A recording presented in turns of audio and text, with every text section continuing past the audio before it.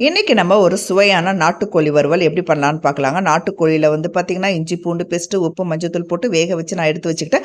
அதுக்கப்புறம் கடாயில் வந்து பார்த்தீங்கன்னா ஒரு நாட்டு தக்காளி பழம், ஒரு பெரிய வெங்காயம், ஒரு ஸ்பூன் இஞ்சி பூண்டு பேஸ்ட்டு, கருவேப்பிலை சேர்த்து நல்லா வதக்கினதுக்கப்புறம் பார்த்தீங்கன்னா ஆல்ரெடி நம்ம வேக வச்சுருந்த நம்ம நாட்டுக்கோழி இதோட சேர்த்துக்கலாம்.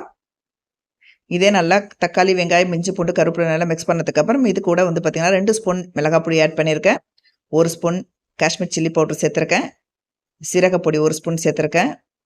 கரம் மசாலா 1 ஸ்பூன் சேர்த்துருக்கேன். இது எல்லாத்தையும் கறியோடு சேர்த்து மிக்ஸ் பண்ணிக்கலாம் நம்ம.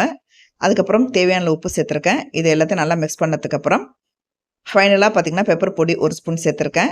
இதே நல்லா கறியோட மிக்ஸ் பண்ணதுக்கப்புறம் ஒரு 10 நிமிஷம் சிம்மில் நம்ம வந்து மூடி வச்சிடலாம்.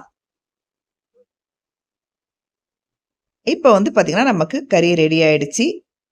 ஃபைனலாக பார்த்தீங்கன்னா கொத்தமல்லி தழையை தூவி நம்ம கறியை இறக்கிட்டோம்னா நமக்கு நாட்டுக்கோழி ஃப்ரை ரெடிங்க. இது செம்ம டேஸ்ட்டாக இருக்கும். நீங்கள் ட்ரை பண்ணி பாருங்கள். கண்டிப்பாக இந்த வீடியோ பிடிச்சிருந்தா லைக் பண்ணிவிட்டு சப்ஸ்கிரைப் பண்ணுங்கள். தேங்க்யூ.